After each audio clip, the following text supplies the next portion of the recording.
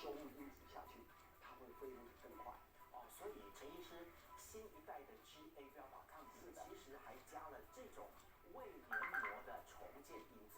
是的，哇，这个黏膜重建因子听起来很厉害。是的，这个是非常强的，并且这个很多的国际论文都已经说它对胃痛非常非常有效。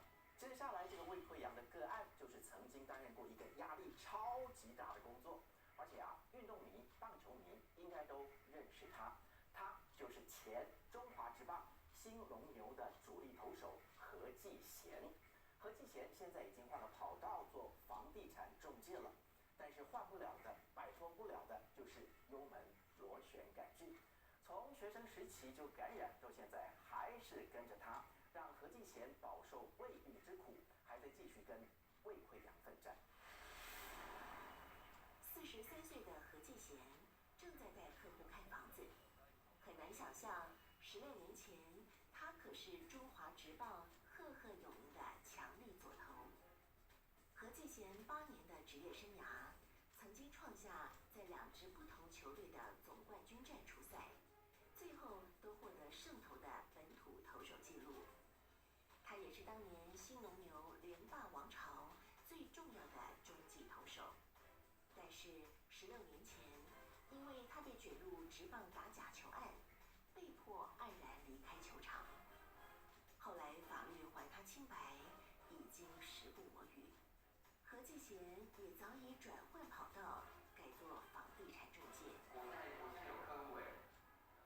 球退下来，他沉淀了3天。他有个哥哥在工地上班，中包对不对？然后说你跟他讲，我明天就会上班。我就去。他好就好，不要失去那个斗志啊！你要怎么样都可以，就是那个志气有没有？没了就惨了。选定目标就不放弃的他，很快的在房仲业开启了一片天。何继贤做事一向锲而不舍。当年他为了追求做美发师的太太，1个月可以去理4、5次头发。也因为这样的个性，从学生时代他就饱受胃病的困扰。经医师诊断是感染了幽门螺旋杆菌，早就有胃溃疡与12指肠溃疡，常常要挂急诊。